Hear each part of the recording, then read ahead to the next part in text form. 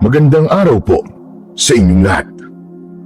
Ang kwentong inyong mapapakinggan ay tungkol sa binatang barumbado na si Baron na nais patunayan sa lahat na siya ang pinakamalakas at matapang sa kanilang baryo. Hanggang isang matandang lalaki ang pinagkalooban siya ng mutya at kapa ng tigre na nagbigay ng kakaibang lakas at bangis kay Baron sa pakikipaglaban. Ngunit isang mabigat na tungkulin ang kakambal ng mutya at kapa, at yun ay ang protektahan ang kanilang baryo laban sa mga aswang. Gagamitin nga ba ni Baron ang mutya at kapa ng tigre sa kabutihan, o gagamitin niya ang mga ito para mas mapatunayan niya sa lahat na siya ang pinakamalakas?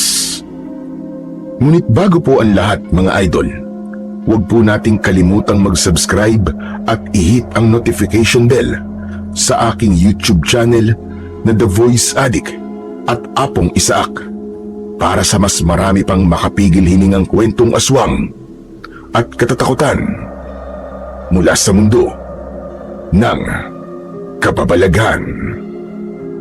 Umpisahan na po natin ang kwento. O ikaw, hindi ba sabi ko sa inyo huli ay bawal na kayong dumaan dito, Baron? Kasing liit ba ng munggoy ang utak mo, ha? At hindi mo yun naaalala? O baka naman naghahanap ka talaga ng gulo at sakit ng katawan? Naaalala ko yun, Erwin. Hindi ako ulyanin. At wala kang pakialam kung dumaan kami rito, dahil hindi mo naman pagmamayari ang daan na to. Hindi nga, pero teritoryo ko to. Kaya kung ako sa inyo, maglakad na kayo pabalik. Teka. Wala namang ibang daan para makalabas ditong baryo natin kundi dito lang eh. Anong gusto mo? Lumipad kami? Oo nga. Saka, sino ba nagsabing teritoryo mo ang lugar na to? Porque malapit ang bahay mo rito eh. Teritoryo mo na kagad to. Ganun na nga. Kaya kayong tatlo, kung ayaw niyong umuwi na bugbog sarado, maghanap kayo ng ibang daan. Wala akong pakialam kung lumipad kayo o dumaan kayo sa gubat. Basta, bawal kayong dumaan dito. Bakit ba nagmamaasim ka? Dahil ba sa nabugbog ka naming tatlo nung huling beses na nagrambulan tayo? Ngayon naghahari-harian ka na rito. Para sa kaalaman mo, Erwin, walang nagmamay-ari ng lugar at daan na to. Kaya wala kang karapatan na hindi kami padaanin sa kahit na anong daan sa baryo na to. Ikaw ang pagbabantaan ko ngayon. Kung ayaw mo mabugbog ulit, padaanin mo kami dahil sinasayang mo ang oras namin. Matapang na nagtama ang mga mata ni na Baron at Erwin. Bata pa lang ay magkaaway na ang dalawa. Hanggang sa magbinata sila, ay nadala nila ang bagay na yon. Umabot na sa nagkaroon ng sariling grupo si Erwin upang salpukin si Baron at ang dalawa niyang kaibigan na sina Mario at Dado. Hindi pwedeng matapos ang isang buwan na hindi nag-aaway ang dalawang magkabilang grupo. Kung minsan ay panalo sina Baron at minsan naman ay sina Erwin ang nananalo. Ang totoo, hindi na maalala ni Baron kung paano at bakit sila nagkaroon ng galit ni Erwin sa isa't isa. Dahil bata pa sila nang magsimula silang mag-away. Para sa kanila ay hindi sila hihinto sa pag-aaway hanggang sa hindi nila napapatunayan sa mga tao sa baryo nila kung sino sa kanilang dalawa ang pinakamalakas at pinakamatapang.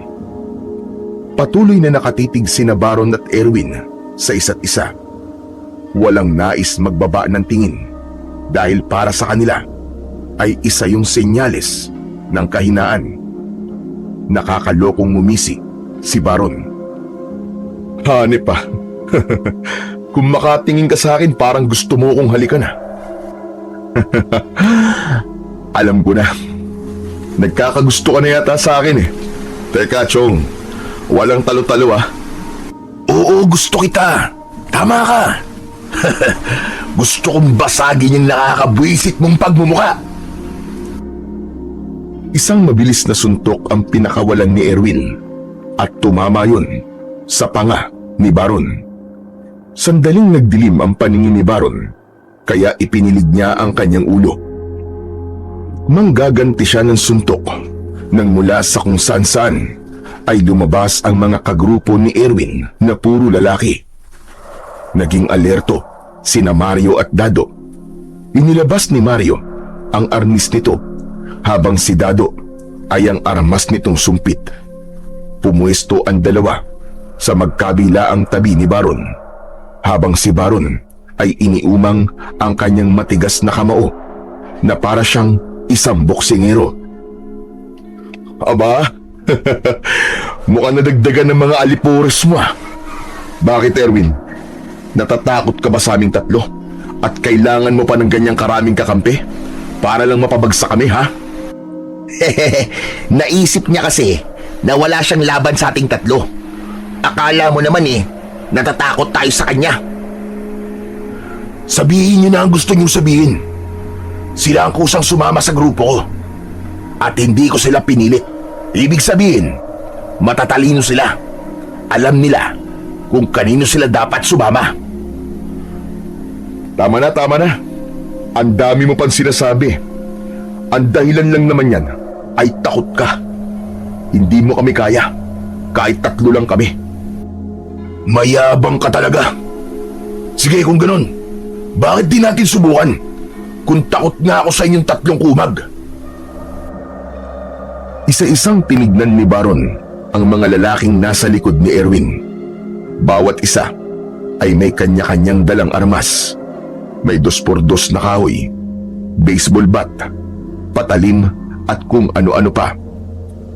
Alam niya na wala silang laban ni Mario at Dado sa dami ng mga kasama ni Erwin at kung lalaban sila ay sigurado siya na hindi maganda ang mangyayari sa kanilang tatlo. Kung siya lang sana ay walang problema, pero kasama niya sina Mario at Dado. Ayaw niyang mapahamak ang mga kaibigan niya nang dahil sa kanyang pag-aangas. O ano Baron? Natahimik ka na yata. Naisip mo na ba na wala kang laban sa akin ha? Alam mo, gusto ko sana makipagrambulan sa inyo ngayon eh. Ang totoo, kahit mag-isa lang ako, ay kayang-kaya ko kayong patumbayin lahat. Napakayabang mo talagang hayop ka. O ano? Simulan na natin. Teka. Easy ka lang, masyado ka namang high blood eh. Wala ako sa mood makipag-away sa'yo ngayon eh. Marami pa akong dapat gawin na mas importante kaysa sa patunayan kung sino mas malakas at mas matapang sa ating dalawa. Hayaan mo, Erwin. Sa ibang araw, haharapin kita at yung mga alipores mo.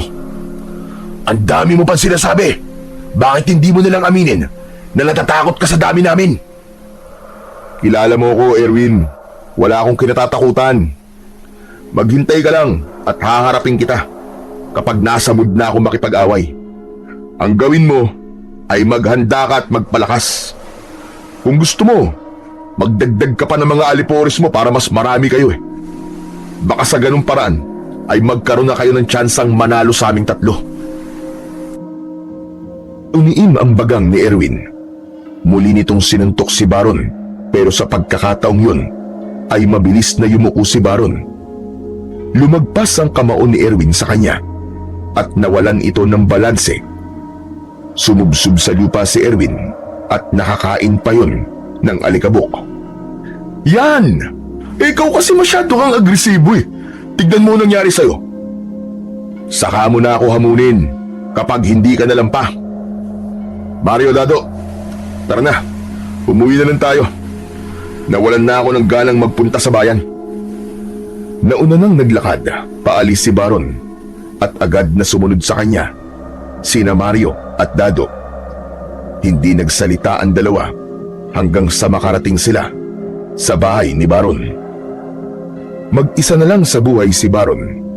Nang mamatay ang nanay niya nung bata pa siya, ay iniwanan na siya ng kanyang tatay sa lola niya. Halos 3 taon nang patay ang lola niya, kaya wala na siyang inaasahan, kundi ang kanyang sarili.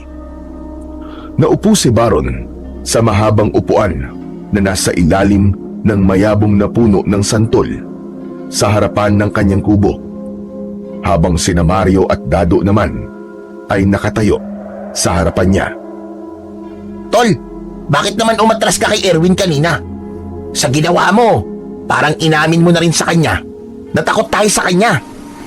Oo nga naman, Baron. Handang-handa na sana akong makipagbakbakan eh. Ilang araw na rin akong pahinga sa rambulan eh. Alam nyo, hindi sa lahat ng oras ay kailangan natin patulan si Erwin. Saka iniisip ko rin kayong dalawa, no? Masyado silang marami. At aminin nyo man sa hindi, mahihirapan tayong labanan sila. Gumamit din kayo ng utak. Ibig sabihin, ayaw mo kami masaktan ni Mario? Hindi naman sa ayaw ko kayong masaktan. Imposibleng di kayo masaktan doon kapag nakipag-away tayo kina Erwin. Ayoko lang na mapahama kayong dalawa. Mamaya, mamatay pa kayo ron eh. E di, kargo pa kayo ng konsensya ko. Nagulat si Baron nang bigla siyang niyakap ni na Mario at Dado. Ipinagtulakan niya ang dalawa na para bang nandidiri siya. Uy! Ano ba? Bakit niyo ako niyayakap? Pambira tong dalawang to. Kinikilabutan ako sa inyong dalawa eh. Tapos may paiyak-iyak pa kayong nalalaman? Ano yan? Pasensya ka na, Tol, ha? Kasi, natouch lang kami sa sinabi mo eh. Love mo pala kami.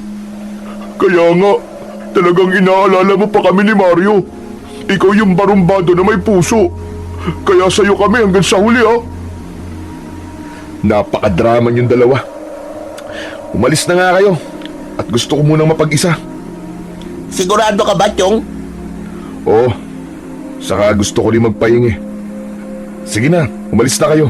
Iwan nyo na ako. Sinunod naman nila Mario at Dado si Baron.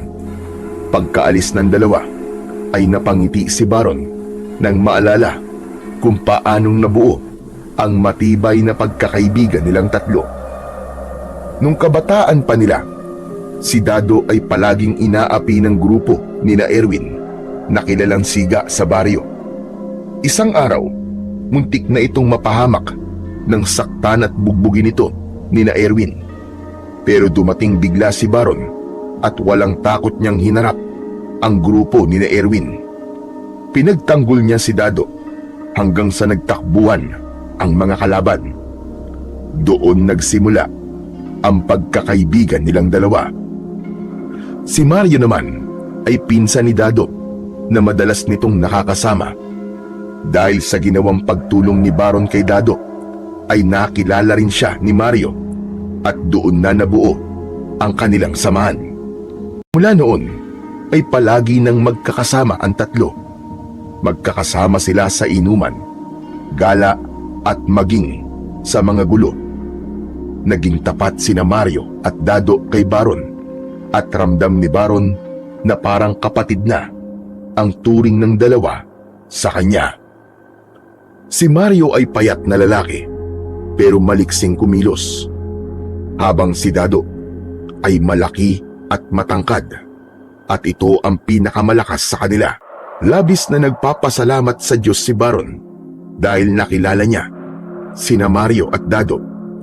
Ang dalawa na kasi ang naging pamilya niya simula nang mamatay ang kanyang lola. Isang umaga, abala si Baron sa pagtatabas ng matataas na damo sa harapan ng bahay ni Mang Onyok. Wala siyang permanenteng trabaho. Kung ano ang pwedeng ipagawa sa kanya ay ginagawa niya at yun ang paraan niya ng pagkita ng pera. Minsan ay nag-iigib siya ng tubig, naglilinis ng bakuran, nag-aayos ng kung anong sira sa bahay at kung ano-ano pa. Halos lahat ng trabaho ay inalam ni Baron dahil alam niya na wala siyang aasahan kundi ang kanyang sarili. Napahinto si Baron sa ginagawa nang marinig niya ang boses ng mga kaibigan niya na sina Mario at Dado. Dado, ayun pala si Baron oh. Baron, Chong, nandito ka lang pala eh. Oh, ano namang ginagawa niyo rito? Hindi niyo ba nakikita nagtatrabaho ko?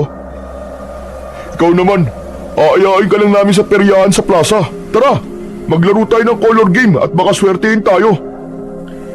Hindi ba pwedeng mamayang gabi na tayo pumunta ron? Ano ka ba? Mas magandang ngayon na kasi kakabukas pa lang ng peryahan. Paniguradong maraming chika bebe doon. Pupunta ka lang pala ron para sa mga babae, pambihira ka, oo. Sige na, kayong dalawa na lang ang pumunta ngayon. Mamayang gabi na lang ako magtutungo ron. Ang KJ mo naman, Chong. Minsan lang naman magkaroon ng peryahan dito sa atin kasi malapit na ang piyesta eh. Hindi ako KJ, Dado. Alam ko kasi kung anong dapat kong unahin. Obligasyon.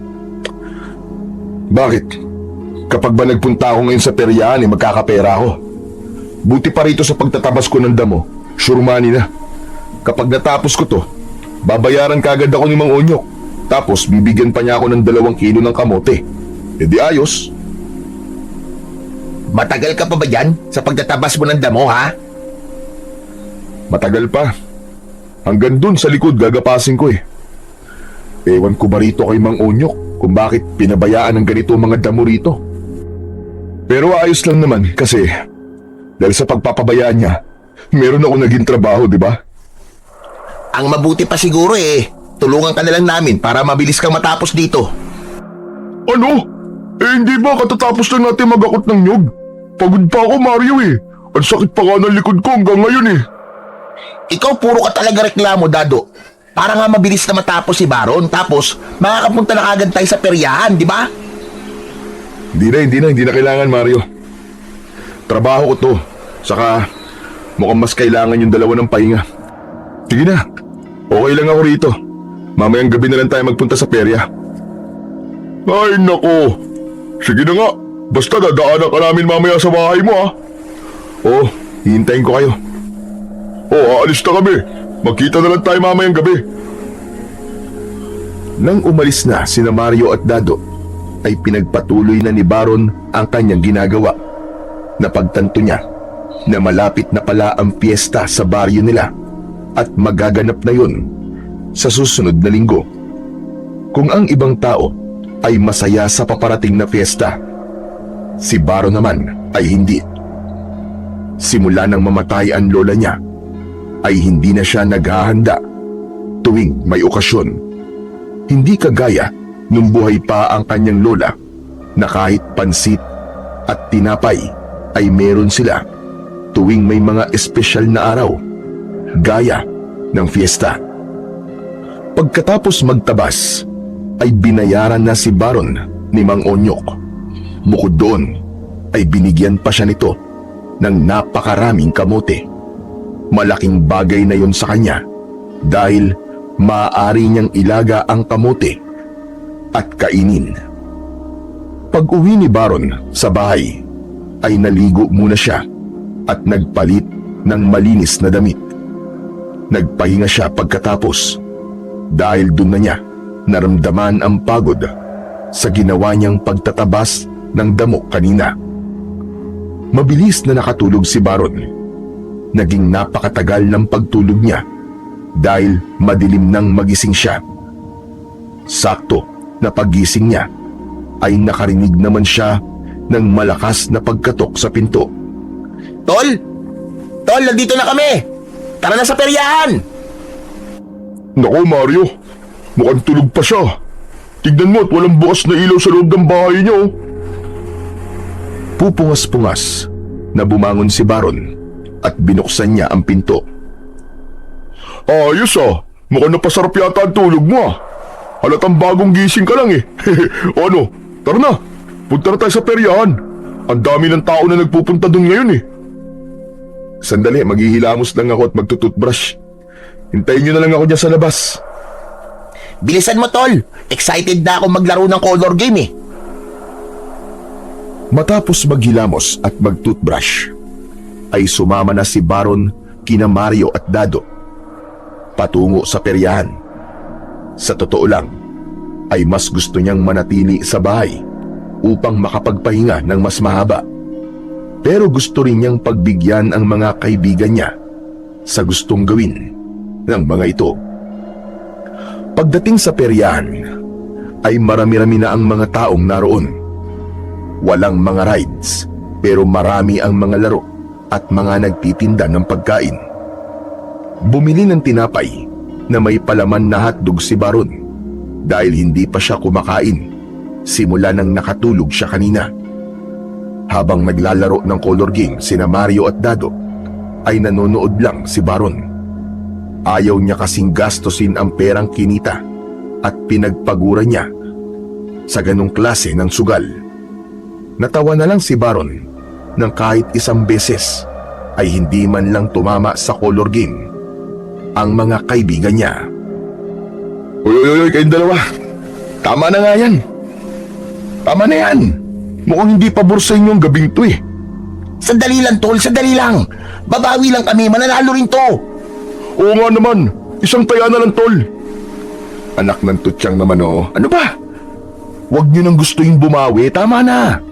Mas marami pa ang talo nyo kaysa sa panalo eh. Mamaya maubos pa ang pera nyo eh. Ang mabuti pa maghanap na lang tayo ng pwedeng kainin dito. At kulang pa sa akin yung tinapay na binili ko kanina eh. Nagugutom pa ako. Teka lang, promise. Isang taya na lang. Tapos titigil na kami. Ay nako. Bahala kayo sa buhay nyo. Basta pinagsabihan ko na kayo ah. Naglakad palayo si Baron, kina Mario at Dado upang maghanap ng murang pagkain na pwede niyang bilhin. Hanggang sa may nakita siyang nagtitinda ng popcorn na malapit sa bukana ng papasok ng peryahan. Bumili siya ng isa at matapos niyang makapagbayad at makuha ang popcorn ay naisipan niyang balikan na ang mga kaibigan niya. Ngunit hindi pa man siya nakakakbang nang bigla siyang natigilan dahil narinig niya sa kung saan ang boses ni Erwin. Luminga siya sa paligid hanggang sa nakita niya si Erwin na nasa kabilang kalsada. Mahigpit nitong hawak sa kwelyo ang isang matandang lalaki na mukhang napakahina na. Payat ang katawan ng matanda at puro puti na ang buhok. May hawak na makapal na tela ang matanda at napakadumi. Pinanood ni Baron ang ginagawa ni Erwin habang kumakain ng popcorn. O ikaw, huwag kang magsinungaling sa akin, tanda. Alam kong may pera ka. Ibigay mo na sa akin ang pera mo bago pa ako mawalan ng pasensya sa'yo. Wala talaga akong pera, iyo. Hindi mo ba nakikita ang itsura ko? Isa lang akong palaboy. Kaya, paano ako magkakaroon ng pera? Maawa ka naman sa akin. Yun na nga eh. Alam ko palaboy ka. Kaya malamang ay may naglimos sa'yo. Akin na yung pinaglimusan mo. Akin na. Kahit nahubaran mo pa ako ngayon, ay wala kang makukuha na kahit piso sa akin. Kung gusto mo magkaroon ng pera, bakit hindi ka magtrabaho? Gamitin mo ang lakas ng katawan mo sa pagbabanat ng buto, hindi yung sa pangingikil sa ibang tao. Anak ng tutyang oh. Grabe talaga tong si Erwin. Hindi na naawa sa matanda. Tama naman yung matanda eh. Bakit di siya magtrabaho ng maayos para may pera siya? Ayaw talaga niyang lumaban ng parehas. Patuloy sa pagsubok at pagmuya ng popcorn si Baron hanggang sa biglang sinuntok ni Erwin ang matandang lalaki. Natumba ang matanda at napahiga sa lupa. Hindi pa nakontento si Erwin at sinipa pa nito ang tiyan ng matanda. Tama na! Tama na! Maawa ka sa akin! Wala talaga akong maibibigay na pera sa'yo! Hehehe, siguro nga'y wala kang pera. Kaya mas mabuti pa na aliwin mo na lang ako. Bubugbugin kita hanggang sa magkanda bali-bali ang makukunat mong mga buto. Wala sanang balak makialam ni Baron sa ginagawa ni Erwin sa matanda. Ngunit bigla niyang naalala ang lola niya at naisip niya na meron ding apo ang matandang lalaki. Alam niya kung ano ang mararamdaman ng apo nito kapag nalaman nito na merong nanakit sa lolo nito. Malalaki ang mga akbang na lumapit si Baron kay Erwin. Bago pa muling masipa ni Erwin ang matanda, ay ibinato niya sa mukha ng binata ang isang bag ng popcorn. Gulat na napatingin si Erwin sa kanya. "Anak nang, bakit mo ako binato ng popcorn? Umalis ka rito kung ayaw mo madamay." Pambihira ka talaga, Erwin, oh. Pati matanda pinapatulan mo eh. Di ka ba naaawa sa matandang yan? Nakita mo nang walang kalaban-laban sa'yo, sinasaktan mo pa. Ano bang problema mo, ha? Bakit ka ba nakikialam sa gusto kong gawin? Kasi mali ang ginagawa mo. Hindi ka ba tinuruan ng nanay at tatay mo na gumalang sa nakatatanda? Aba, kung magmalasakit ka sa matandang to para kang anghel, ha? Bakit? Lolo mo ba to? Hindi na nagsalita si Baron. Bagkus ay tinulungan niya ang matandang lalaki na tumayo. Nakangiwi ang matanda at halatang may iniinda yung sakit. "Manong, ano pong masakit sa inyo? Ayos lang po ba kayo?" Masakit ang tiyan ko. Sandali, at nahihilo ko. Nagulat si Baron nang bigla siyang sinipa ni Erwin sa likod. Napasubsob siya sa lupa at nadaganan niya ang matanda. Iko! Naku, pasensya ka na, Manong, ha. Hindi ko sinasadya. Masyado kang pakialamero, Baron. Talagang naghahanap ka ng sakit ng katawan, no? Marahang tumayo si Baron. Humarap siya kay Erwin habang mariing nakakuyom ang kanyang kamao. Pinapakita mo lang talaga kung gaano ka kaduwag at kahina, Erwin. Pati ba naman matandang mahina at walang kalaban-laban pinapatulan mo? Eh di tingnan natin kung sino ang duwag at mahina sa ating dalawa. Naramdaman ni Baron ang biglang pag-init ng kanyang katawan nang sumugod si Erwin. Nakita niya ang kumpiyansa sa mukha nito. Nagpakawala ng suntok si Erwin, pero sa hangin lang yun tumama. Agad naman na umatake si Baron at sinintok niya si Erwin sa sikmura. Narinig niya ang ungol ni Erwin at bahagya itong napayuko. "Kung ako sa'yo, aalis na lang ako. Wala kang laban sa akin kahit anong gawin mo." Hayop ka! Ikaw ang dapat na umalis! Huwag kang mayabang, porque ikaw ang unang nakatama ng suntok! Muling sumugod si Erwin at nagpakawala ito ng mga suntok. Tinamaan si Baron sa kanyang pisngi at sikmura.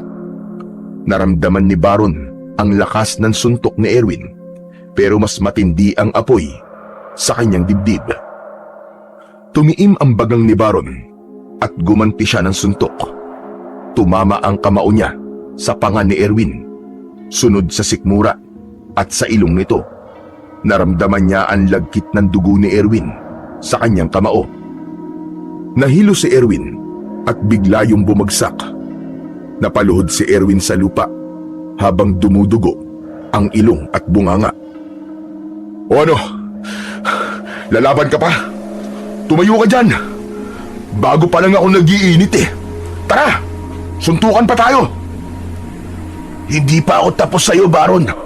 Humanda ka. Hindi ko makakalimutan ang gabing to. Babalikan kita! Babalikan kita! Sige lang, bumalik ka lang. Huwag kang mag-alala, kasi palagi akong handa sa'yo. Hihintayin kita, gonggong. Nanlilisik ang mga matang tumayo si Erwin. Pasuray-suray naglakad palayo, hanggang sa tuluyan na yung nawala sa kanyang paningin. Doon na binalikan ni Baron ang matandang lalaki na nakaupo pa rin sa lupa. Bakas pa rin sa mukha ng matanda ang labis na panghihina. "Manong, kaya niyo po bang tumayo?" Medyo nahihilo pa rin ako. Napakalakas pa lang sumuntok ng binata na yun. Pero wala po siyang panama sa akin, Manong. Tignan niyo, umatras na siya, naduwag. Teka, saan po pala kayo umuwi? Kung malapit lang po ihatid ko na po kayo. Sa Santilpin pa ako umuwi. Ginabi na nga ako sa paglalakad para lang maibenta tong kapa na gawa sa balat ng tigre. Naku sino naman po ang bibili niyang ganyang klase ng kapa? Saka, may gumagamit pa po ba ng ganyan? Hindi ko alam. Pero kailangan kong magbaka sakali dahil kailangan ko ng pera. Pero Manong, ang layo pa po ng San Delfin dito. Hindi ligtas kung maglalakad kayo ng ganitong oras. At baka kung ano pang mangyari sa inyo sa daan Gaya na lang ngayon. Eto, muntik na ho kayong mapahamak dahil kay Erwin. Nabugbog patuloy kayo nung wala sa oras. Siguro ay matutulog na lamang ako sa kung saan. Tapos, bukas na lang ako maglalakad ulit. Pinagmasdan ni Baron ang marahang pagtayo ng matandang lalaki. Kinuha nito ang malaking tela na napakarumi at isinampay yun sa balikat nito. Tumingin ang matanda kay Baron at matipid na ngumiti. Maraming salamat sa pagtulong mo sa akin, iyo. Bihira ang mga kagaya mo na may gagawin kapag may nakita na may nangangailangan. Marami sa ating mga tao na nanonood lang o magkukunwaring walang nakita sa mga ganitong pagkakataon. Nagsimula ng maglakad ang matandang lalaki. Paika-ika yon sa paglalakad. May awang humaplos sa puso ni Baron. Kilala siyang barumbado sa baryo nila. Pero pagdating sa matatanda, ay sadyang malambot ang kanyang puso. Kaya isang ideya ang biglang pumasok sa isip niya. Hinabol ni Baron ang matandang lalaki at humarang siya sa nilalakaran nito. Manong, sandali lang po. Manong, delikado rin po kung dito kayo sa labas matutulog Ang mabuti pa po, sa bahay na lang po kayo magpalipas ng gabi. Tapos, bukas ng umaga, ay pwede na po kayong umalis para makauwi na po sa San Delfin. Aba, totoo ba yung alok mo na yan sa akin, iyo? Pero, wala akong ibabayad sa'yo. Manong, hindi ko po kayo sisingilin. Total, tinulungan ko na kayo kay Erwin kanina. Lulubos-lubusin ko na. Kaya, sige na ho. Sa bahay na lang po kayo matulog ngayong gabi. Baka po kasi may mangyari pang masama sa inyo Hindi yun kakayanin ng konsensya ko. Pero iyo, sigurado ka ba sa sinasabi mo? Hindi mo ko kilala. Paano pala kung isa akong masamang tao? Manong, hindi naman po kayo masamang tao Mukha naman po kayo mabait. Saka kung may gagawin kayong masama, konsensya nyo na lang po ang bahala sa inyo. Tinulungan ko na nga po kayo tapos gagawan nyo pa ako ng masama. Kayo po ang bahala kung gusto nyo. Sige, pumapayag na ako. Maraming salamat pala sa'yo. Ay, sadali lang. Ano nga pala ang pangalan mo? Baron. Ako po si Baron. Ako naman si Pedro.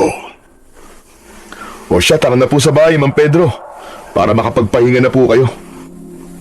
Ngumiti ng malaki si Mang Pedro. Inalalayan ito ni Baron sa paglalakad dahil ramdam niya na nanghihina pa rin ito dahil sa natanggap nitong suntok at sipa mula kay Erwin.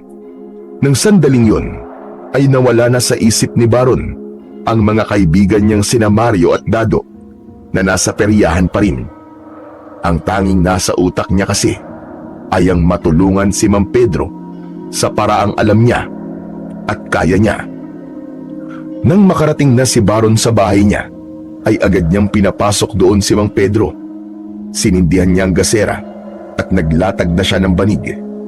Ipinatong ng matanda ang dala nito sa ibabaw ng lamesa.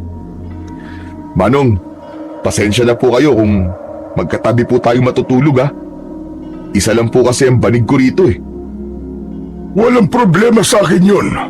Huwag ka mag-alala at hindi naman ako nag-iilik kaya magiging maimbing ang tulog mo. Pero iyo, wala ka bang kasama rito sa bahay mo? Wala po. 3 taon na rin po siguro na mag-isa ako rito. Namatay na po kasi ang lola ko. Ganun ba? Ikinalulungkot kong marinig yan. Kaya nga po hindi ako nagdalawang isip na tulungan kayo. Kasi naaalala ko po si Lola sa inyo eh. Naisip ko po na paano kung si Lola pong nasa kalagayan nyo. Napakaswerte ng lola mo dahil nagkaroon siya ng napakabait na apo na kagaya mo, Baron. Hindi nga po eh. Puro sakit lang po sa ulo ang nakukuha ng lola ko sa akin. Mahilig po kasi ako makipag-away kaya madalas na pinapatawag si Lola sa barangay. Ganun ba? Pero nakikita ko ang kabutihan sa puso mo. Kailangan mo lang sigurong mapagtanto na walang magandang maidudulot sa'yo ang madalas na pakikipag-away. Ang mabuti pa po siguro matulog na po tayo. Medyo inaantok na rin po ako eh. Mabuti pa nga. Maraming salamat pala ulit sa pagtulong mo sa akin, Baron. Hayaan mo at makakaganti rin ako sa kabutihan mo. Huwag niyo na pong isiping gumante. Masaya po ako na natulungan ko kayo.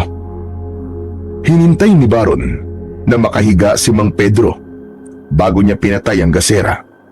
Matapos yun ay nahiga na rin siya. Patigilid siyang humiga habang nakatalikod kay Mang Pedro. Pumikit na siya at kampante siyang natulog dahil malakas ang pakiramdam niya na mapagkakatiwalaan naman ang matandang pinatuloy niya sa kanyang bahay. Tanghali na nang magising si Baron kinabukasan. Nagulat siya habang nakahiga at pagtingin niya sa tabi niya ay napakunot siya sapagkat wala na ron ang matanda na si Mang Pedro. Inisip niya na baka lumabas lang ang matanda kaya dumungaw siya sa bintana pero hindi niya pa rin ito nakita doon. Saan na kaya nagpunta si Mang Pedro? Umalis siya habang tulog ako? Nakita ni Baron ang kapa na dala ni Mang Pedro. Nakapatong pa rin yun sa ibabaw ng maliit niyang lamesa. Oh, bakit nandito pa to? Naku, nakalimutan pa yata to ni Mang Pedro. Pero hindi bale. Dito muna tong kapa niya. Sigurado ako na babalikan niya to. Nagpabaga na ng uling si Baron sa kanyang lutuan. Nagsalang na siya ng tubig na may mga kamote dahil yun ang kanyang kakainin para sa almusal. Habang hinihintay niyang maluto ang kamote, ay biglang pumasok sa kubo niya si Mario. Ayos ah. Ang aga mo naman yatang pumunta rito. Huwag mong sabihin na makikipag-away tayo sa ganito kaaga. Sandali lang at hindi pa ako nakakapag-almusal. Pag-almusalin mo muna ako. Ano ba nangyari sa'yo kagabi at bigla ka na lamang nawala? Hinalap ka namin ni Dado sa peryahan pero hindi ka na namin nakita. Ay, oo nga pala no. Nakalimutan ko na kayong dalawa eh. Pasensya na kayo. Kagagawan kasi ni Erwin. Si Erwin? O bakit? Anong ginawa ni Erwin? Nagpang-abot kami ni Erwin kagabi sa labas ng plaza. Eh paano ba naman? Kinikikilan ba naman niya yung kawawang matandang lalaki? Tapos, nang hindi siya binigyan, sinuntok at sinipa niya. Siyempre, tinulungan ko yung matanda. Pero wag ka mag-alala, Mario. Hindi umubra si Erwin sa akin kagabi. Wala na nga siyang nagawa kundi ang umalis eh. Kasi alam niyang hindi siya mananalo sa akin eh.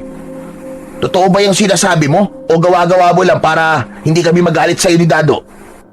Bakit? Nagdududa ka ba na natalo ko sa suntukan si Erwin? Hindi.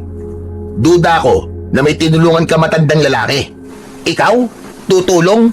Wow! Imposible Chong. Wala sa pagkatao mo ang tumulong sa ibang tao. Ah, talaga ba? Ganyan ba ang pagkakakilala mo sa akin? Sandali. Nakikita mo yung malaking tela na nasa lamesa ko. Dala yun ng matandang lalaki. Sa kanya yun. Dito ko nga muna siya pinatulog eh.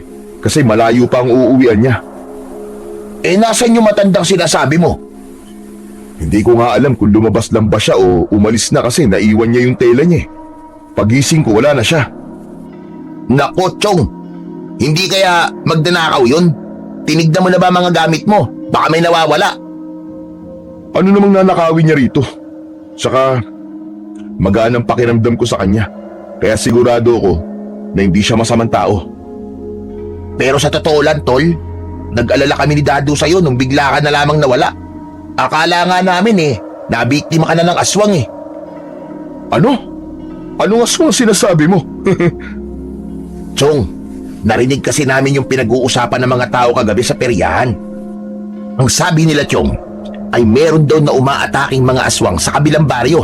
Aba, hindi lang mga hayop ang binibiktima, kundi pati mga tao.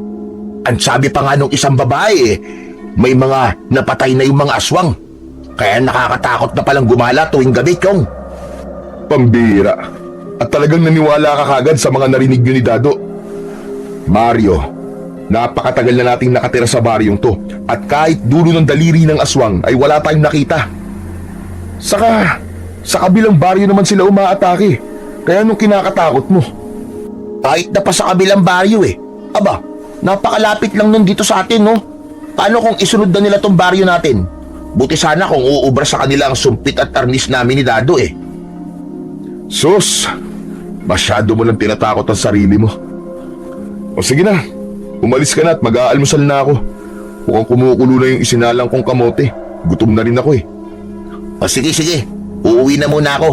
Pero tol, sinasabi ko sa iyo ha, mag-iingat ka. Bakit na naman? Dahil sa aswang?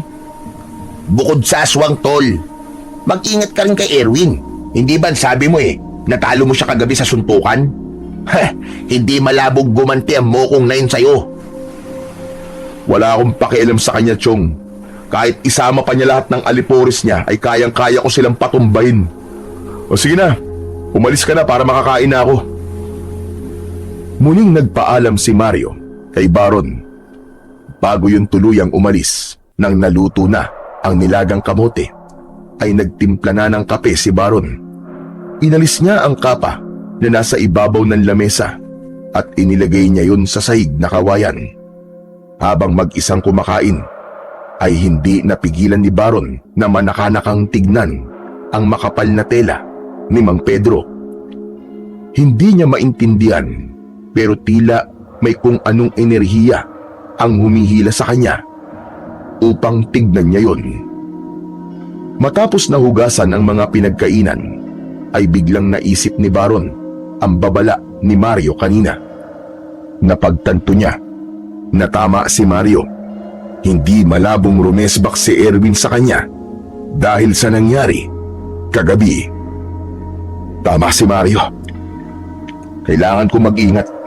Baka umatake nga si Erwin kapag hindi ako handa. Kilala ko pa naman ang kumag na yun. Hindi siya patas lumaban. Sa gitna ng pag-iisip ni Baron, ay muli niyang nasulyapan ang kapang naiwan ni Mang Pedro.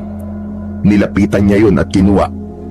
Tinignan niya yon ng mabuti at inamoy. Anak ng... ano ba to?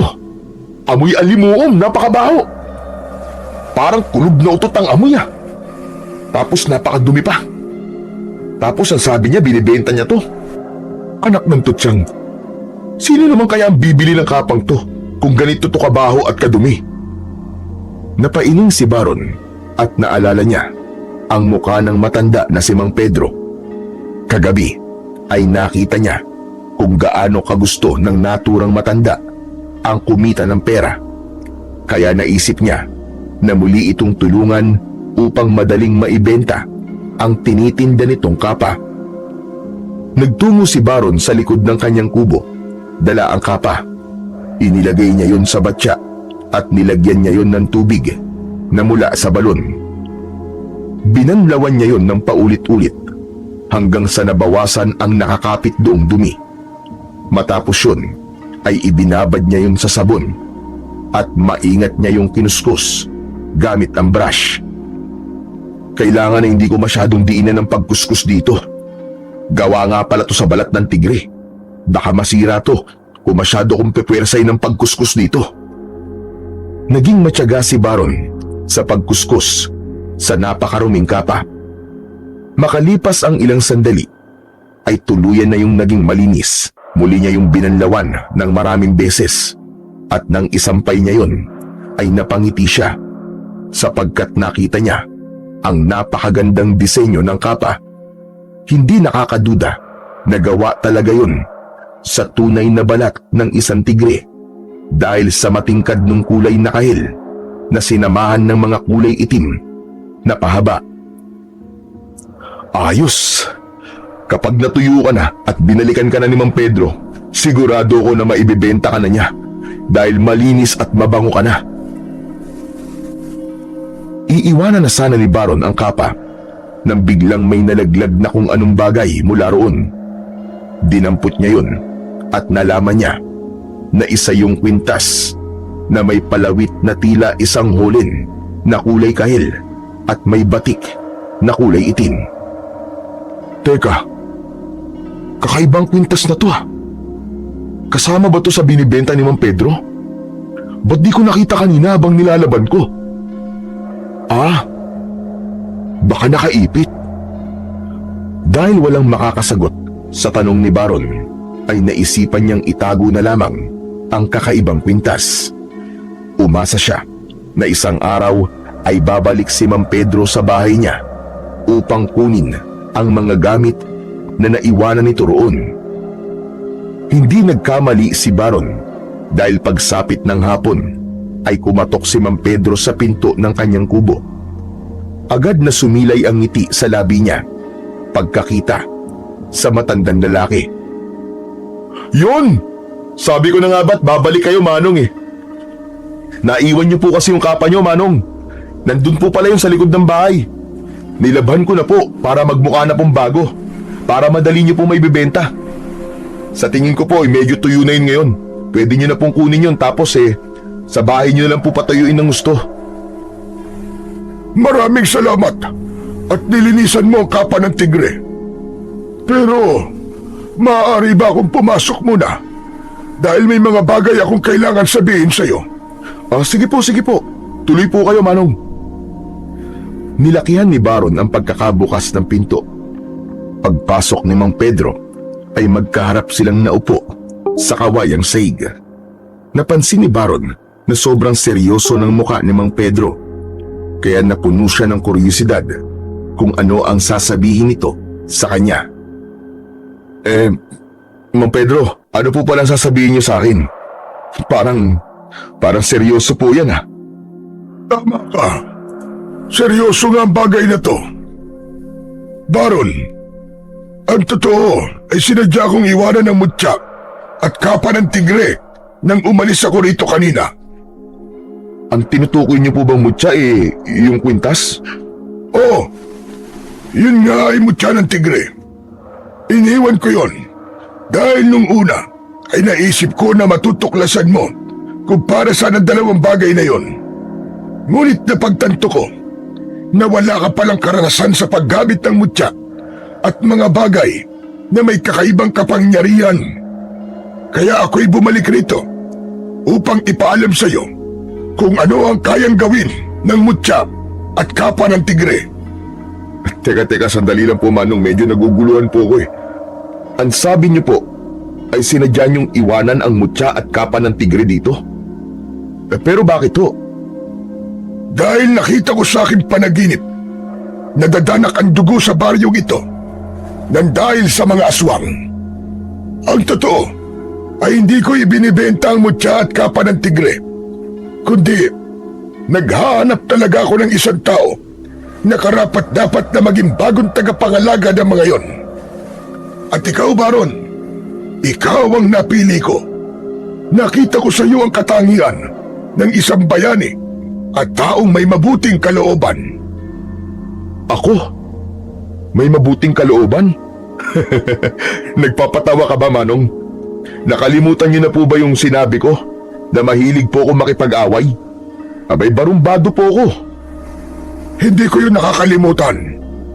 Ngunit hindi ang bagay na yon ang nagiging definisyon para masabi na masama kang tao. May kabutihan pa rin sa iyong puso. At ako mismo ang nakaranas nun. Kaya sigurado ko na hindi ako magkakamali kung sa'yo ko ipagkakaloob ang mutya at kapa ng tigre. Sandaling natahimik si Baron. Inisip niya ang mga sinabi ni Mang Pedro. Maya-maya ay napailing siya, sabay tawa ng malakas.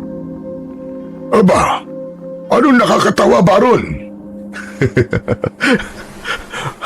Alam ko na, pinagtitripan niyo ako, Manong ha. Siguro gusto niyong malaman kung maniniwala ba ako sa mga sasabihin niyo. Oo na, muntik na akong maniwala, Mang Pedro. Ang mabuti pa po kunin niyo na po ang kapa niyo. Baka kasi mamaya abutin pa kayo uli ng dilim. Paniguradong mahihirapan na naman kayong makauwi niyan. Iniisip mo ba na nagbibiro lang ako, Baron? Ano pa nga ba? Napaka-imposible naman po kasi na sinasabi niyo na may kapangyarihan yung mutya at yung kapa ng tigre. Aba, malabo po yun. Ang mutya at kapa ng tigre ay ipinamana pa sa akin ng tatay kong namayapa na. Nasa linya ng aming pamilya ang pagiging antingero at manunugis ng mga aswang. Ang kaalaman namin sa paggamit ng mutya at agimat ang ginagamit namin sa pakikipaglaban sa mga aswang. At isa ang mutya at kapa ng tigre, ang pinakamalakas na nagamit ko sa pakikipaglaban sa mga nilalang na gaya ng aswang. At ngayon, Baron, ipinapasa ko na sa iyo ang pangangalaga sa mutya at kapa ng tigre. Hindi maaaring magkaiwalay ang dalawang bagay na yan. Dapat ay sabay mo silang gagamitin. Parehas mo silang isusuot sa tuwing kailangan mo makipaglaban sa mga aswang. Dahil kung wala ang isa, hindi magiging buo ang kapangyarihan nito. Ang dami niyo naman po sinasabi, Mang Pedro. Pero sige, sabihin na nating naniniwala na po ako sa mga sinasabi niyo. Ano po ba ang kapangyarihan ng mutya at kapa ng tigre? Ang totoo ay hindi ko alam kung ano ang pinagmulan ng mutya at kapa. Pero para sagutin ang tanong mo, ay magkakaroon ka ng kakayahan at katangian ng isang tigre. Magiging malakas ka na wala ang isang normal na tao. Magiging mabangis ka pagdating sa pakikipaglaban. Ngunit ang dalawang bagay na yan ay para lamang sa paggawa ng kabutihan at pagtulong sa mga nangangailangan. Hindi mo to maaaring gamitin sa pansarili mong interes. Kung ganun, sa pakikipaglaban lang po sa mga aswang magagamit ang mutya at kapa? Ganun na nga, Baron. Muling tumahimik si Baron at hindi niya pa rin magawang paniwalaan ang mga sinabi ni Mang Pedro. Hindi niya napigilan ang muling pagtawa ng mahina. Nararamdaman at nakikita ko na hindi ka pa rin naniniwala sa akin. Ngunit alam ko, darating ang araw, ikaw mismo makakatuklas ng kapangyarihan ng mutya at kapa ng tigre. Ngayon ay iiwan ko na ang mga yan sa'yo. Tandaan mo na dapat ay parehas mo silang suot sa iyong katawan. Magpapaalam na ako sa'yo. Naway gabayan ka ng nasa itaas para sa pagliligtas sa iyong baryo sa sandaling mangyari ng nakita ko sa aking panaginip. Mabilis na tumayo si Mang Pedro. Malalaki ang hakbang na lumabas yun sa bahay ni Baron. Sinundan ni Baron si Mang Pedro sa labas. Tinawag niya ito at humarap ang matanda sa kanya. Sandali lang po, Mang Pedro! Bakit? May katanungan ka pa ba? Wala naman po, kaya lang baka po pwedeng dalhin niyo na po ang kwintas at kapa. Pasensya na po. Hindi ko po kasi yun kailangan. Maniwala ka sa akin. Maaaring hindi mo ito kailangan, pero kailangan ito ng inyong baryo. Palagi mong tandaan ang nakita ko sa aking panaginip. Dadanak ang dugo sa baryong ito, at ang tanging paraan upang maiwasan yung mangyari ay kung gagamitin mo ang mutya at kapa ng tigre. Tumalikod ng muli si Mang Pedro. Sa pagkakataong yun, ay hindi na ito pinigilan pa ni Baron. Pinagmasdan na lamang niya ang papalayong matandang lalaki hanggang sa tuluyan na yung naglaw sa kanyang paningin. Pagsapit ng gabi ay hindi pa rin magawang makatulog ni Baron. Nakaupo siya sa isang sulok ng kanyang kubo habang nakatingin siya sa kapa na nasa ibabaw ng lamesa, habang ang kwintas na may palawit na mutya ng tigre ay nasa kanyang isang kamay. Totoo kaya mga sinabi ni Mang Pedro? Totoo kaya na meron kayong kapangyarihan?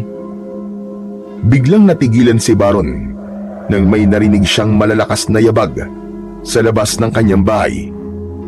Bago pa siya makapaghanda ay biglang bumukas ang pinto at pumasok si Erwin kasama ang halos 10 lalaki.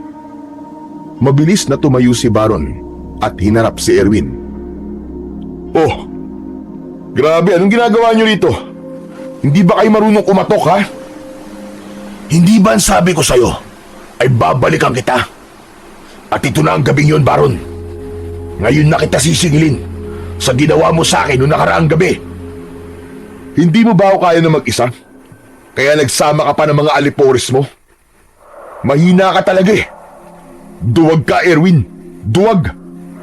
Sabihin mo na ang gusto mong sabihin. Pero sa gabing to, sisiguraduhin ko na luluhod ka sa harap ko at magmamakaawa ka para buhayin pa kita. Sumenya si Erwin sa mga kasama nito. 2 lalaki ang lumapit kay Baron at sinalubong siya ng mga yun ng malalakas na suntok sa muka at tiyan. Napahandusay siya sa sahig. Pilit niyang tinakpan ang kanyang ulo habang sunod-sunod siyang sinisipa ng mga kasama ni Erwin sa iba't ibang parte ng kanyang katawan.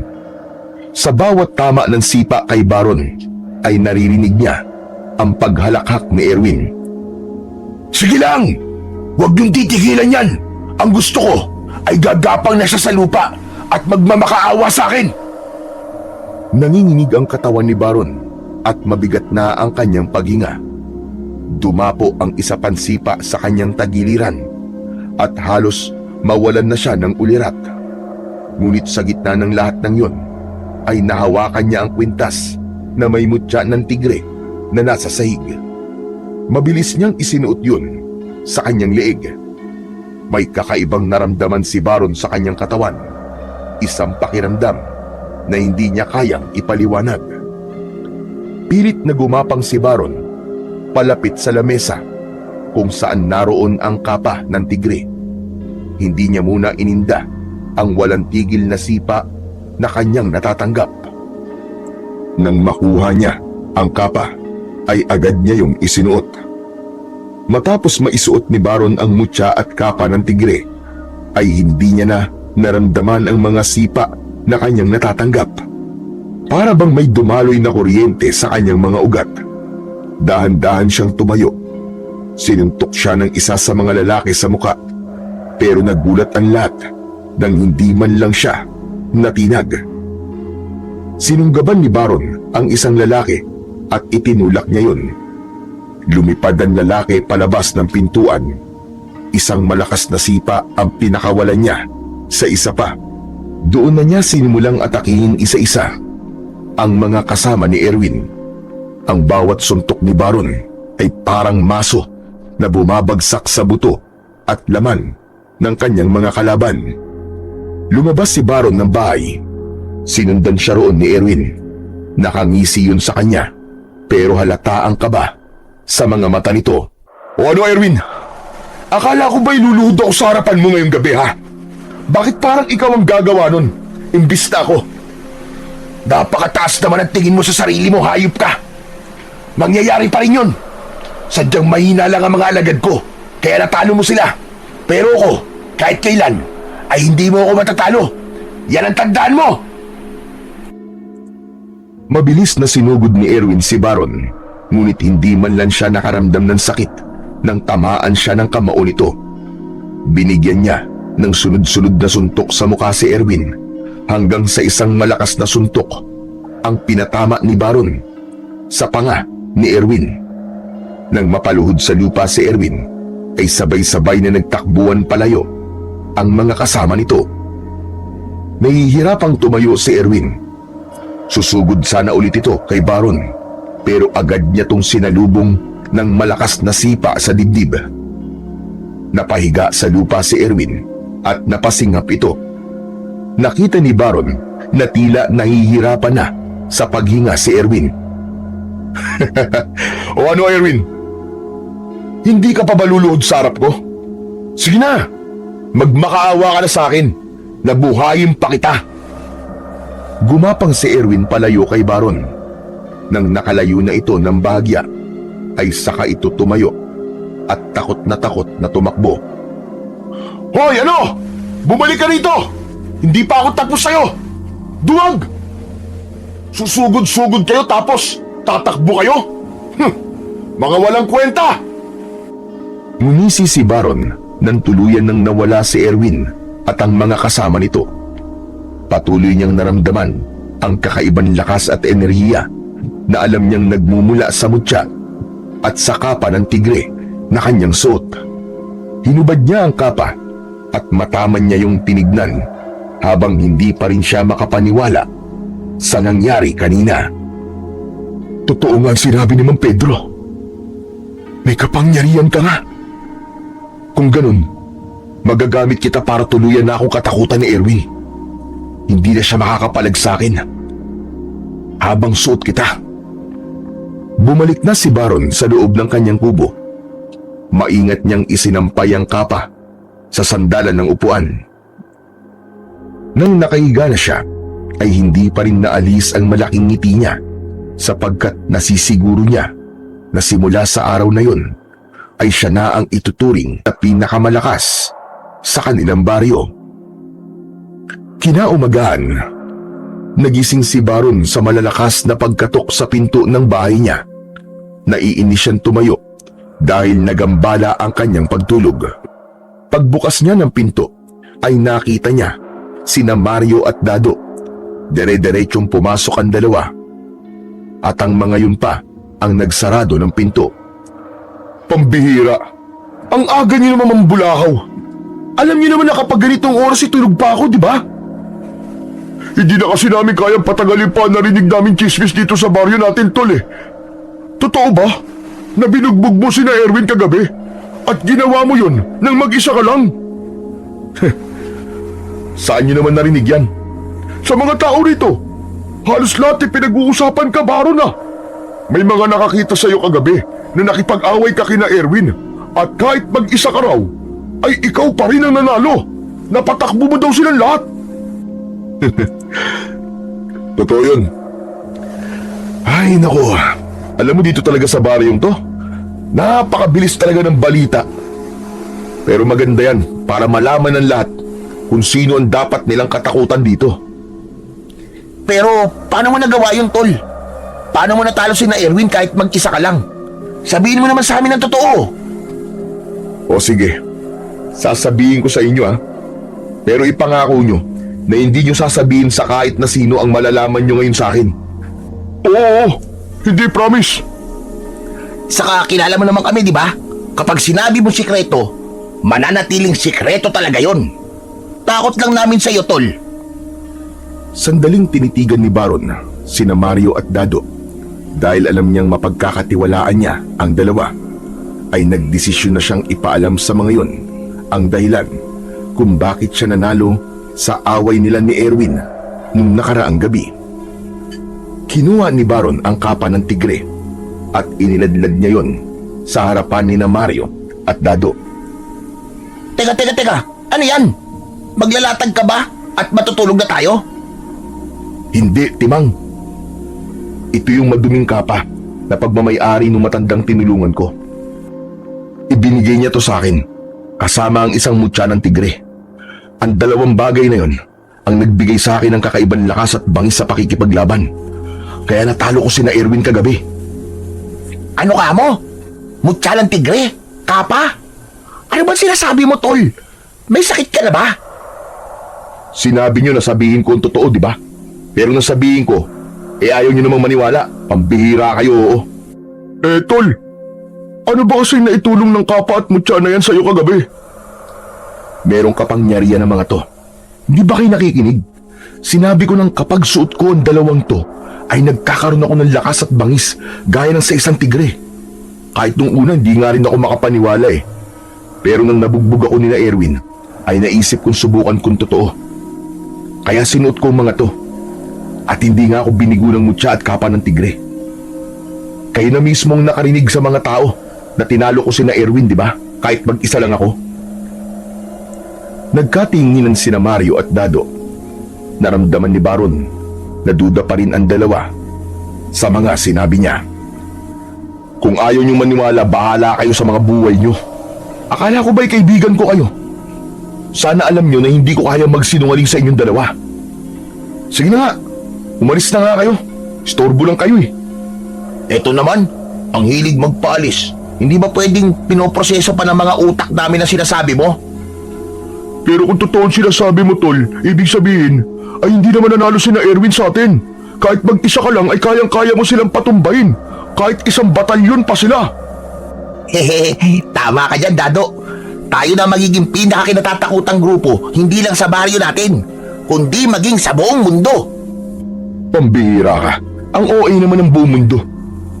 Sapat na sa akin nakatakutan tayo ni na Erwin. Alam niyo naman, bata pa lang kami, magkaaway na kaming dalawa.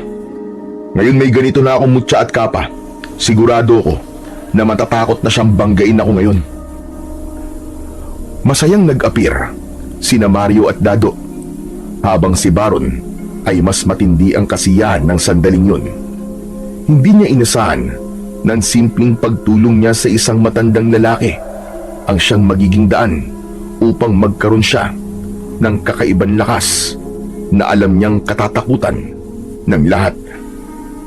Simula noon ay napansin ni Baron ang malaking pagbabago kay Erwin. Sa tuwing nagkakasalubong sila ng daan ay hindi na makatingin si Erwin ng diretso sa kanya. Lagi itong umiiwas o hindi kaya ay lumilihis ng daan na parabang takot na takot yun kay Baron. Sa mga mata ng mga tao ay malinaw na natalo at napahiya si Erwin, at yun ay naging dahilan upang mas lalo pang umingay ang pangalan ni Baron sa baryo nila. Hindi naman pinalampas ni Baron ang pagkakataong ipagmalaki ang nangyari. Sa bawat inuman at pagkikwentuhan kasama ang mga kabarkada ay palagi niyang ikinikwento kung paano niya tinalo sina Erwin. Yun nga lang, hindi niya ipinapaalam sa iba ang tungkol sa mutya at kapa ng tigre, maliban na lang sa mga kaibigan niya na sina Mario at Dado. Isang madaling araw, galing si Baron sa inuman sa bahay ni na Mario at Dado. Pasuray-suray siyang naglalakad, pero hindi maalis ang ngiti sa kanyang labi. Napakasaya niya dahil marami na ang humahanga sa kanya. Nang nasa harapan na siya ng kubo niya, ay natigilan siya nang makita si Mang Pedro na hawak ang mutya at kapa ng tigre. Seryoso ang muka ng matandang lalaki. Nakangiting lumapit si Baron kay Mang Pedro at tinapik pa niya yun sa balikat. Yun oh, Mang Pedro, long time no see ah. Maraming salamat nga pala sa pagkakaloob mo sa akin ng mutya at kapa na yan ha. Alam mo ba, nang dahil sa mga yan, ay takot na sina Erwin sa akin. Siya yung lalaking nanuntok at sumipa sa'yo nun. Akala mo ba ay natutuwa ko sa ginawa mo, Baron? Ganyan ba ang gusto mo? Ang makilala ka sa pagiging barumbado mo? Ha? Ano po bang ibig niyong sabihin? Bakit di ka natutuwa? Saka bakit hawak niyo po ang mutya at kapa? Dahil babawiin ko na to sa'yo. Nagkamali ako ng pagpili sa'yo. Teka, sandali lang, Mang Pedro. Hindi niyo pwedeng basta na lang kunin sa akin yan. Ibinigay niyo na ang mga yan sa akin eh. Wala na pong bawian. Maaari ko pa rin itong bawiin. Lalo na't nakita ko na hindi mo ito ginamit para sa kabutihan. Nakalimutan mo na ba ang ginawa mo, Baron? Binugbog mo ang isang grupo ng mga lalaki at ginamit mo yon para magyabang. Hindi ganun ang napag-usapan nating dalawa. Pero Manong, hindi ba kabutihan naman yun? Masama ang ugali ni Erwin, kaya dapat lang sa kanya yun. Saka hindi pagyayabang ang ginawa ko, Manong. Nagsasabi lang ako ng totoo. Ang nagyayabang ay yung nagmamalaki sa isang bagay na hindi naman totoo.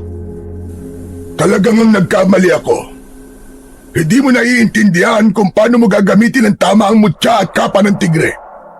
Hindi ba't ang sabi ko sa'yo ay dadanak ang dugo dito sa inyong baryo? Didiretsahin na kita. Nakita ko sa panaginip ko na may mga aswang nasasalakay dito sa baryo nyo, Baron. Ibinigay ko sa iyo ang mutya at kapa para gamitin sa pakikipaglaban sa mga aswang at para ipagtanggol at protekta ng mga tao dito sa inyong lugar. Hindi ko ibinigay ang mga ito para ikaw ay magyabang. Nawala ang pagkalasing ni Baron sa mga sinabi ni Mang Pedro. Napagtanto niya ang kanyang pagkakamali at napayuko siya ng dahil sa pagkapahiya. Patawarin niyo po ako, Mang Pedro.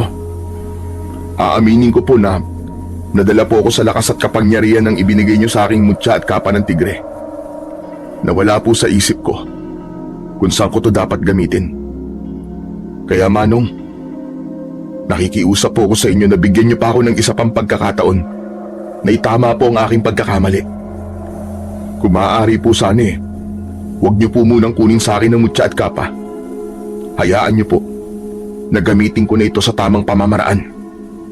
Ikinalulungkot ko, pero wala nang pangalawang pagkakataon para sa'yo. Hahanap na lamang ako ng ibang tao na mas karapat dapat kaysa sa'yo. Pinalagpas mo ang pagkakataon na patunayan sa baryong ito ang sarili mo. Wala nang nagawa si Baron kundi ang manghinayang nang umalis na si Mang Pedro, dala ang mutya at kapa ng tigre. Sinisi niya ang kanyang sarili sa pangyayaring yun. Ngunit alam niya na huli na ang lahat para magsisi siya. Sinabi na lang niya sa sarili na kailangan niyang tanggapin na wala na siyang lakas at kapangyarihan at bumalik na siya sa pagiging isang ordinaryong tao. Nang mga sumunod na araw ay naging matamlay si Baron. Naisip niya na tama si Mang Pedro na pinalagpas niya ang pagkakataon na patunayan sa kanilang baryo na hindi lang siya isang binatang barumbado at mahilig sa gulo, na kaya rin niyang gumawa ng kabutihan at maging isang bayani. Hanggang isang gabi, nabulabog ang katahimikan ng buong baryo nang umatake ang 3 aswang. Pumasok ang mga yon sa mga bahay-bahay at inatake ang mga tao. Nagkagulo ang lahat habang si Baron ay nasa loob lamang ng kanyang kubo at nakasilip sa bintana. Bakas sa mukha niya ang labis na pagkagimbal. Ito na ang sinasabi ni Mang Pedro. Totoo nga may mga aswang naaatake sa aming baryo. Anong gagawin ko? Parang wala namang may lakas ng loob na makipaglaban sa mga aswang. Hanggang sa nagulat si Baron nang makarinig siya ng malalakas na pagkatok sa pinto. Nang marinig niya ang boses ni Mario at Dado, ay saka lang niya yun binuksan. Dala ni Mario ang arnis nito, habang sumpit naman ang kay Dado. Anong ginagawa niyo rito? Hindi niyo ba alam na may mga aswang na umaatake? Kasi alam namin na makikipaglaban ka sa mga aswang. Hindi ba pwede mong gamitin ang mutya at kapa ng tigre para labanan ng mga halimaw na yon? Pero wala na Wala na sa akin ang mutya at kapa Kinuha na ni Mang Pedro ang mga yun dahil ginamit ko sa maling paraan. Isa pa, naging mayabang ako nung tinalo ko sina Erwin. Ang sabi ni Mang Pedro ay hindi ako karapat dapat na pagkalooban ng mutya at kapa ng tigre. Wala na sa akin yun. Ano? Paano natin lalabanan ng mga aswang ngayon? Umiim ang bagang ni Baron. Dinig niya ang sigawan ng mga taong humihingi ng tulong sa hindi kalayuan, hanggang sa naikuyom niya ang kanyang mga kamao at isang desisyon ang kanyang binitiwan. Sige, lalabanan natin ang mga aswang. May mutya at kapa ng tigre o wala, ay kailangan kumilos tayo. Lalaban tayo. Pero kaya ba natin ang mga aswang? Hindi pa natin ito nagagawa, Chong. Kesa naman magtagulan tayo. Mas lalakas ang loob ng mga aswang na yan na umatake dito kapag nalaman nila na hindi natin kayang makipaglaban. Hintayin niyo ako rito at may kukunin lang ako. Teka lang. Kinuha ni Baron ang nag-iisa niyang itak at saka siya lumabas ng kanyang kubo. Dire-diretso siyang naglakad papunta sa kinaroroonan ng mga aswang. Sandali lang, Tol! Sigurado ka ba sa gagawin natin to? Ako sigurado ko. Pero kung natatakot kayo ni Dado, naiintindihan ko kayo.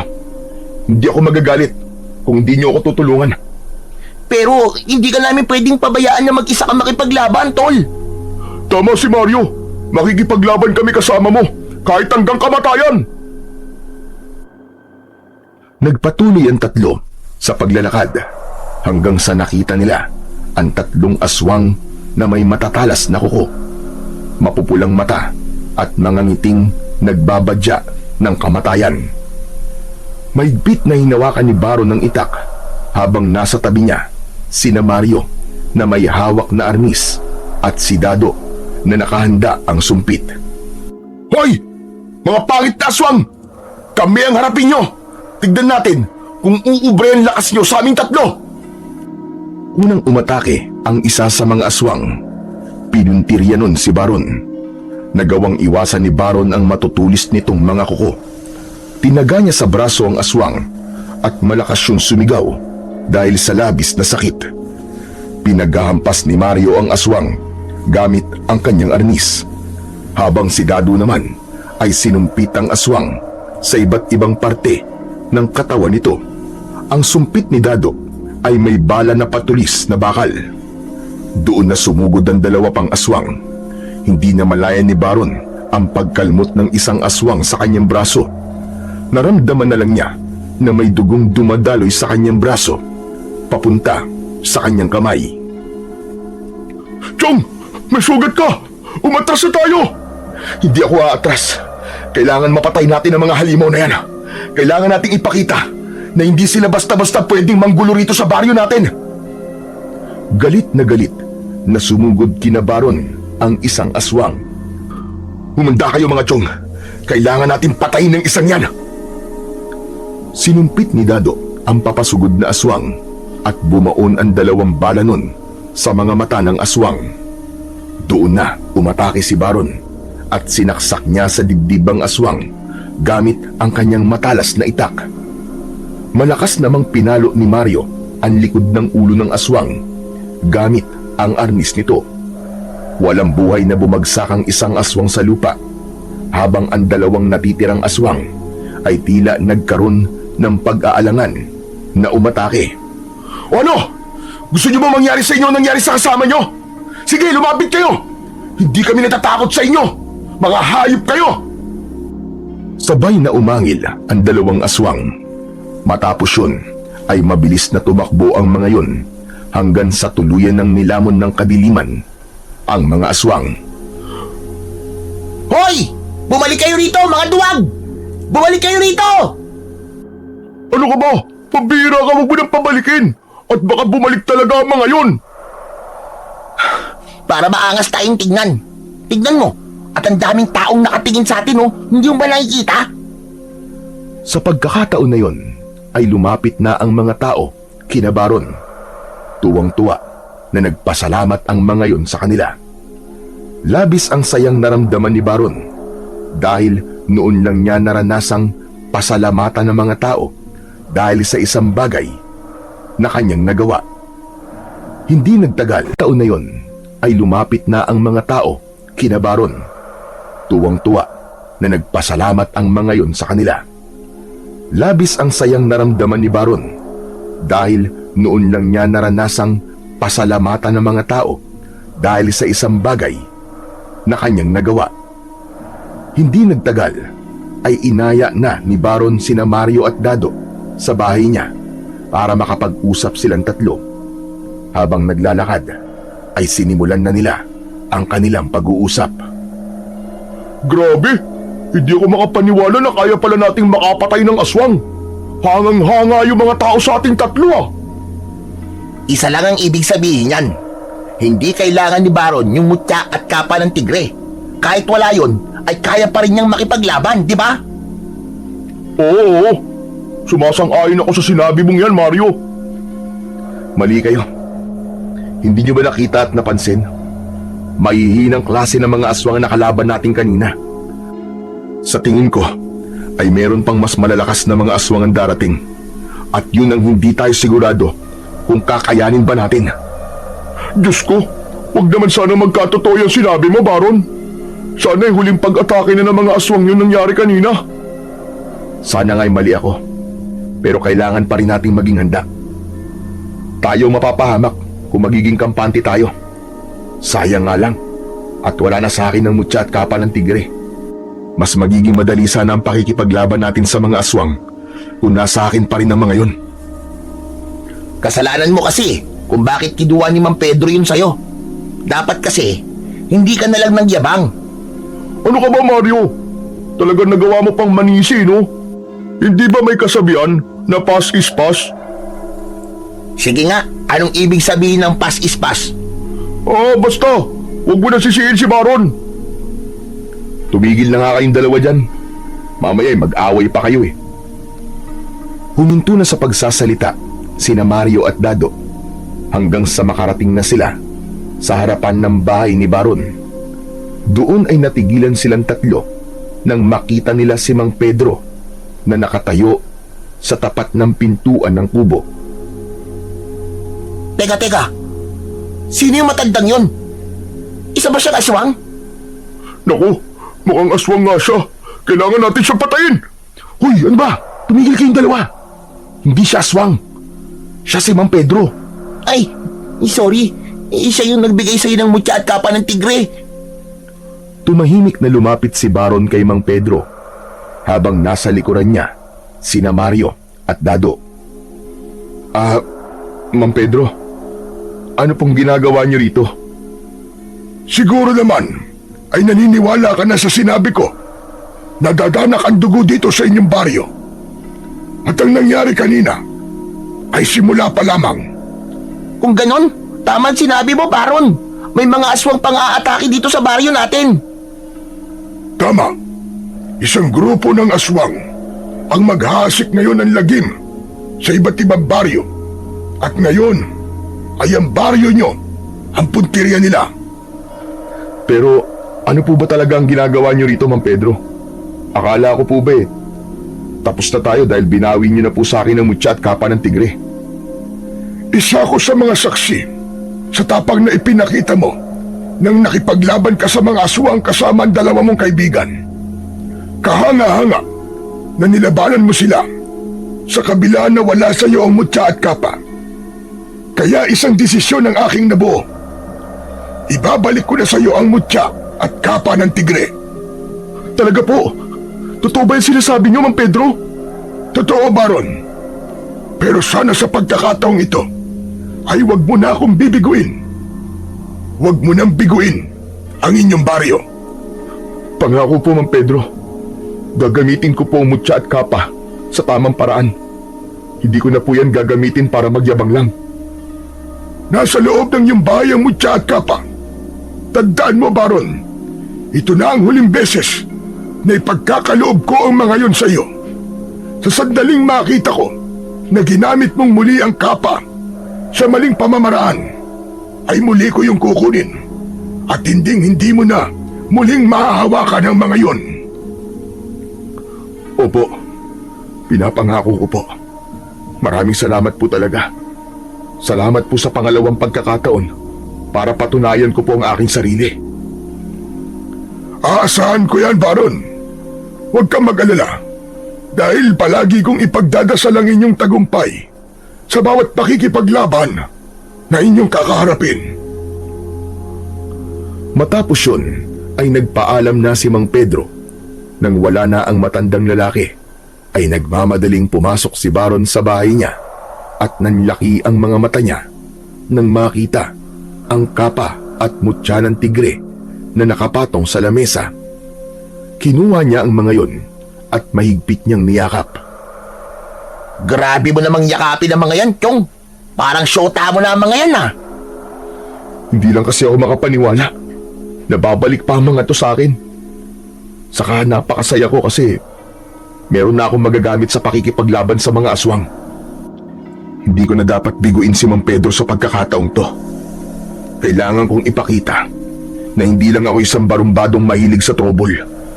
Ipapakita ko sa lahat na kaya ko ring maging tagapagtanggol. Basta tol, nasa likod mo lang kami ni Mario. Tutulungan ka namin sa abot ng aming makakaya. Maraming salamat sa inyo dalawa. Alam ko namang hindi niyo ako pababayaan eh.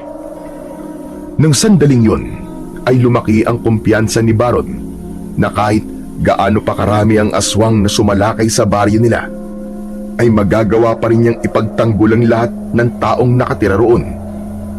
Ipinangako niya sa kanyang sarili na sa pagkakataon na yon ay gagamitin niya na ng tama ang mutya at kapa ng tigre upang hindi na muling mawala ang mga yon sa kanya. Simula noon ay halos gabi-gabi nang nagbabalik ang mga aswang sa baryo ni Baron upang umatake. Hindi na natakot si Baron sa tuwing maririnig niya ang mga sigaw at kaguluhan. Sa halip, agad niyang isinusuot ang mutya at kapa ng tigre upang harapin ang mga aswang. Sa tulong ng matalim niyang itak, ay napapabagsak niya ang mga aswang na nagtatangkang pumasok sa mga bahay o pumatay ng mga tao.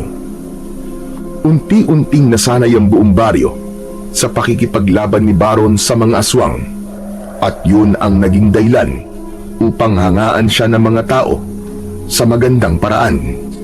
Mula sa pagiging kinatatakutang siga ay naging tagapagtanggol siya ng kanilang lugar. Napagtanto ni Baron na mas masarap sa pakiramdam ang tumulong at magligtas ng iba kaysa sa manalo sa isang suntukan. Ang bawat gabi ng pakikipaglaban niya sa mga aswang ay unti-unting binago, hindi lang ang tingin ng mga tao sa kanya, kundi pati ang pananaw niya sa sarili. Hanggang sa dumating ang mga gabi na wala ng aswang ang umaatake sa baryo ni Baron, inisip nilang lahat na natakot na ang mga aswang kay Baron, kaya wala nang nagtangkang lumusob doon upang maghasik ng lagim. Isang umaga, habang nakaupo si Baron sa harapan ng kanyang kubo, ay dumating sina Mario at Dado.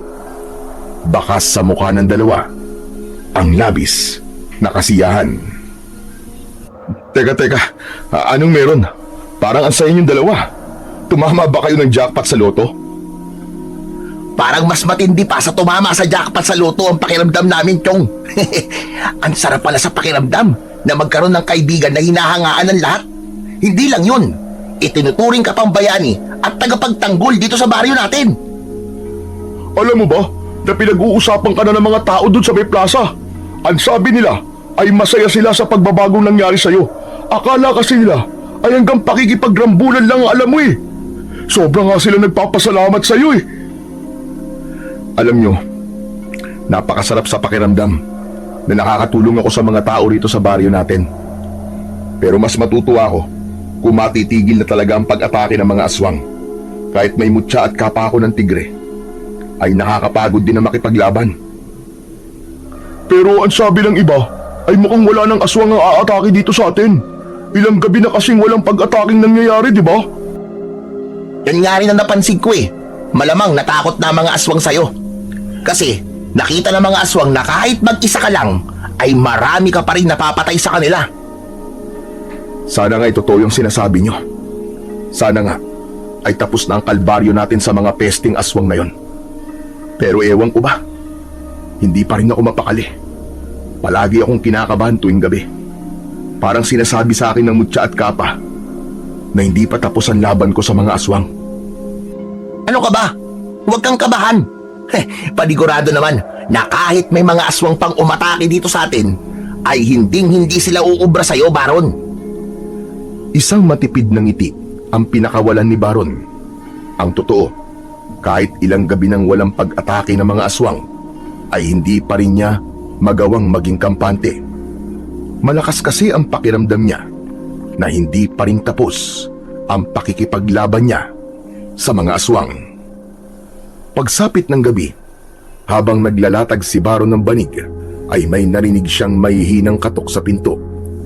Itinigil muna niya ang ginagawa upang pagbuksan ang kung sinong nasa labas. Sa pagbukas niya ng pinto, ay nagulat siya nang malaman na si Erwin ang naroon. Ano to? Anong ginagawa mo rito, Erwin? Pasensya ka na kung nagpunta ako rito ng ganitong oras. Pero huwag ka mag-alala dahil di ako nagpunta rito para makipag-away sa'yo. Matagal ko nang tinanggap na wala akong laban sa'yo Ang totoo niyan ay isa ako sa mga umahanga sa'yo dahil sa pakikipaglaban mo sa mga aswang. Mabuti naman dahil wala rin akong balak na makipag-away sa'yo. Itinigil ko na ang bagay na yan dahil wala rin naman ako mapapala eh. Pero teka, ano ba nakain mo at bigla kang nagpapakumbaba ngayon? Gaya mo ay naisip ko rin na walang magandang maidudulot ang pakikipag-away ko sa'yo. Gusto ko na sanang makipag-ayos sa'yo eh. Pwede bang sa labas tayo mag-usap? Bakit sa labas pa? Pwede namang dito na lang ha.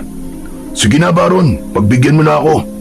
Gusto ko rin na maglakad-lakad tayo habang nag-uusap eh. Sandaling nag-isip si Baron hanggang sa pumayag na rin siya sa gusto ni Erwin. Isinarado niya ang kanyang kubo at sumama siya kay Erwin para maglakad-lakad. Sana'y mapatawad mo ko sa mga nagawa ko sa'yo, Baron. Aminado ko na ako nagsimula ng pag-aaway natin nung mga bata pa tayo. E paano? Naiinggit kasi ako sa'yo kasi mas matalino ka kaysa sa akin. Yun lang ba? Diyos ko naman. Kalimutan na natin ang lahat ng yun. Hindi pa naman huli ang lahat eh. Para magsimula tayong muli.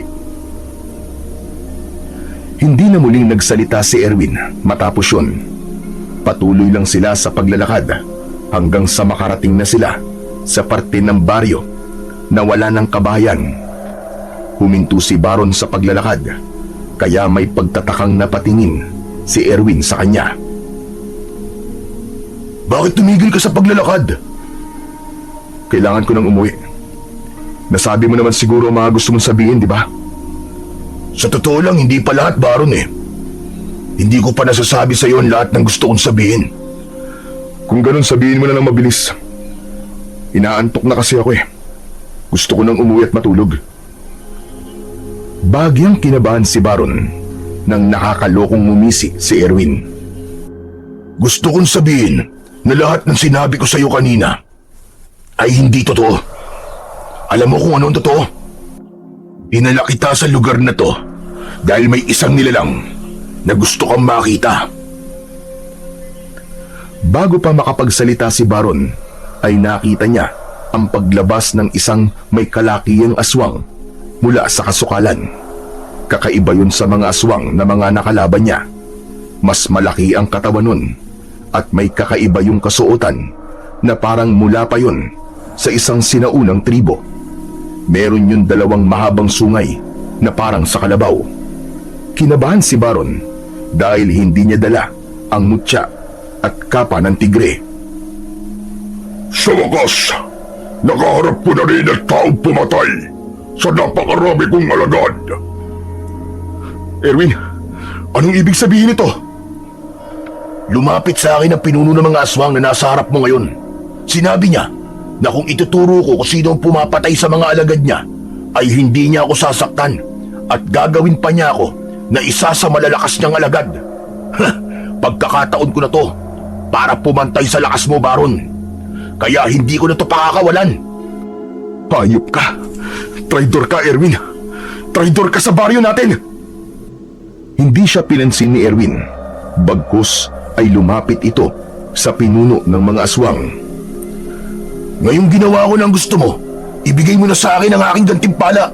Gawin mo na akong malakas na aswang ngayon din dahil hindi na ako makapaghintay na patayin si Baron. Sige na, gawin mo na akong aswang! Ngumisi ng malaki ang pinuno ng mga aswang. Lumabas ang matutulis nitong mga ngipin. Labis na nagimbal si Baron nang biglang nilaslas ng aswang ang leeg ni Erwin gamit ang matutulis nitong mga kuko. Bumagsak si Erwin sa lupa habang walang tigil ang pag-agos ng dugo sa napakalaking sugat nito sa leeg. Walang gantimpala ang nararapat sa mga taong kagaya mo. Ngayon, ikaw naman ang papatayin ko. Sa tingin mo ba ay palalampasin ko ang ginawa mo sa mga alagad ko? Ngayon mo subukan ang pagiging tagapagtanggol mo. Tignan natin kung magagawa mo pang ipagtanggol ang baryong to mula sa akin. Biglang sumugod ang aswang kay Baron. Napakabilis ng galaw nito at dumaplis sa braso niya ang matutulis nitong mga kuko. Napaatras si Baron habang dumadaloy ang dugo mula sa kanyang braso. Paulit-ulit siyang inatake ng pinuno ng mga aswang. Napansin niya na hindi nito masyadong nilalakasan ang bawat pag-atake nito, na parabang pinaglalaruan muna siya nito. Nang bumagsak ang sugatang si Baron, ay malakas na tumawa ang aswang. Ikaw ba talaga ang sinasabi nilang tagapagtanggol? Bakit wala kang kalaban-laban sa akin? Mahihinang aswang lang ba ang kaya mo? Ang buong akala ni Baron ay katapusan niya na, pero biglang dumating sina Mario at Dado. Hawak ni Mario ang mutya at kapa ng tigre, samantalang Itak naman ang dala ni Dado. Anong ginagawa niyo rito? Umalis tayo! Hindi kami aalis dito, Chong, hanggat hindi namin naibibigay sa iyo mga kailangan mo. Mabuti na lang at sinundan ka namin dito. Ano ba? Mamaya na kayo mag-usap! Isuot mo na kay Baron ng mutya at kapa! Mabilis na isinabit ni Mario ang kapa sa balikat ni Baron. Sunod naman itong isinuot sa liig niya ang mutya ng tigre. Naramdaman ni Baron ang biglang pag-agos ng kakaiba at malakas na enerhiya sa kanyang mga ugat. Ang dating panghihina ay napalitan ng pambihirang lakas. Maraan siyang tumayo at matapang na humarap sa pinuno ng mga aswang. Tol, ito na ang Itak mo! Ikaw na ang bahala sa dambuhalang yan! Tinapik ni Dado sa balikat si Baron at saka ito nagmamadaling lumayo kasama si Mario. Nagtago ang dalawa sa likod ng isang malaking puno upang panoorin ang pagtutuos ni Baron at ng pinuno ng mga aswang. O paano? Pantay na tayo! Ngayon mo ako subukan! Ano yan? Isang mutya at isang kapa? Yan ba ang ginagamit mo? Kaya lumalakas ka? Para sa iyong kaalaman, walang mutya o kahit na anong bagay ang makakatalo sa akin! Mahigpit na hinawakan ni Baron ang Itak habang nakatayo siya sa harap ng pinuno ng mga aswang. Ang malamlam na liwanag ng buwan ay tumatama sa kanya na nagpatingkad lalo sa mutyang kumikislap sa kanyang dibdib. Umatake na ang pinuno ng mga aswang sa kanya.